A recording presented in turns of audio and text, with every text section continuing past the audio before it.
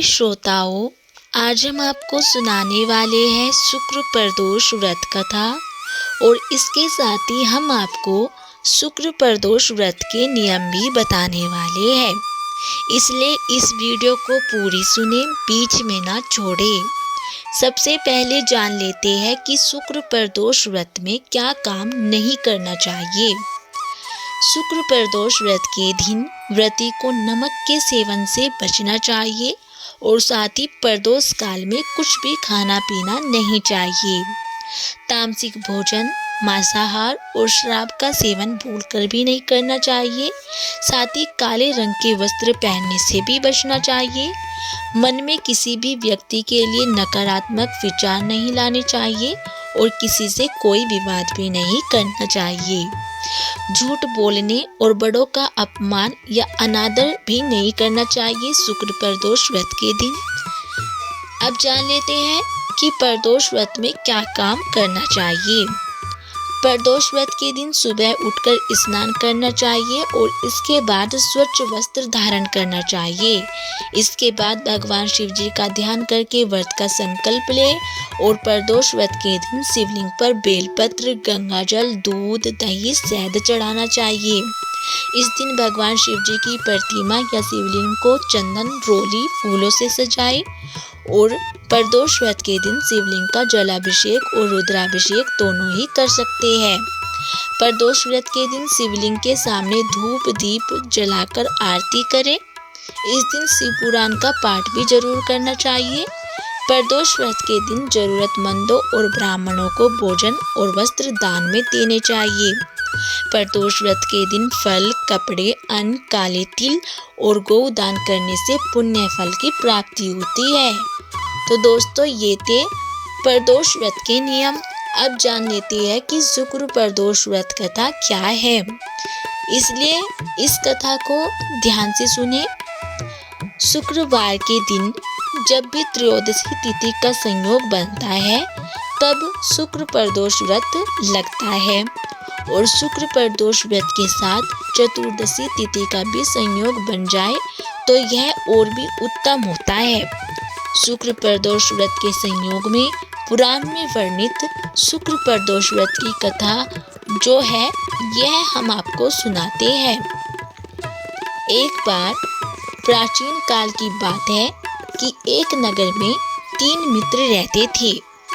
तीनों में ही घनिष्ठ मित्रता थी। उसमें एक राजा का बेटा और दूसरा ब्राह्मण पुत्र, तीसरा सेठ पुत्र था। राजकुमार व ब्राह्मण पुत्र का विवाह हो चुका था। सेठ पुत्र का विवाह के बाद गोना नहीं हुआ था। एक दिन तीनों मित्र आपस में स्त्रियों की चर्चा कर रहे थे। ब्राह्मण पुत्र ने नारियों की प्रशंसा करते हुए कहा कि नारीहीन घर भूतों का डेरा होता है। सेठ पुत्र ने यह वचन सुनकर अपनी पत्नी लाने का तुरंत ही निश्चय किया।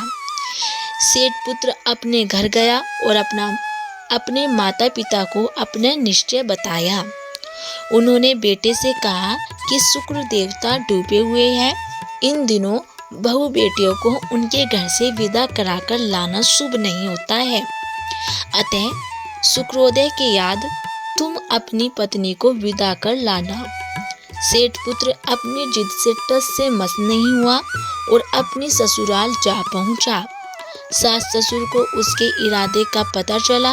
उन्होंने उसको समझाने की कोशिश की किंतु वह नहीं माना। अतः उन्हें विवश हो अपनी कन्या को विदा करना पड़ा। ससुराल से विदा होकर पति पत्नी नगर से बाहर निकले ही थे कि उनकी बैलगाड़ी का पहिया टूट गया और एक बैल की टांग टूट गई। पत्नी को भी काफी चोट आई और सेठ पुत्र ने आगे चलने का प्रयत्न जारी रखा। तभी डाकुओं से भेंट हो गई और वे धन धान्य लूटकर ले गए। सेठ का पुत्र पत्नी सहित रोता पीटता अपने घर पहुंचा। जाते ही उसे सांप ने डस लिया और उसके पिता ने वेदों को बुलाया। उन्होंने देखने के बाद घोषणा की कि आपका पुत्र 3 दिन में मर जाएगा। उसी समय इस घटना का पता ब्राह्मण पुत्र को लगा। उसने सेठ से कहा कि आप अपने लड़के को पत्नी सहित बहू के घर वापस भेज दो यह सारी बाधाएं इस कारण से आई है कि आपका पुत्र शुक्रास्त में पत्नी को विदा कर लाया है। यदि यह वहां पहुंच जाएगा तो बच जाएगा। सेठ को ब्राह्मण पुत्री की बात जच गई और अपनी पुत्रवधू और पुत्र को वापस लौटा दिया। वहां पहुंचते ही सेठ पुत्र की हालत ठीक होनी आरंभ हो गई और तत्पश्चात उन्होंने शेष जीवन साथ में सुखपूर्वक बिताया और मृत्यु के बाद दोनों स्वर्गलोक को गए। तो दोस्तों, ये थी शुक्र प्रदोष व्रत कथा। यदि आपको हमारी ये कथा अच्छी लगी हो तो प्लीज़ हमारी वीडियो को लाइक करें और चैनल को सब्सक्राइब करना ना भूलें।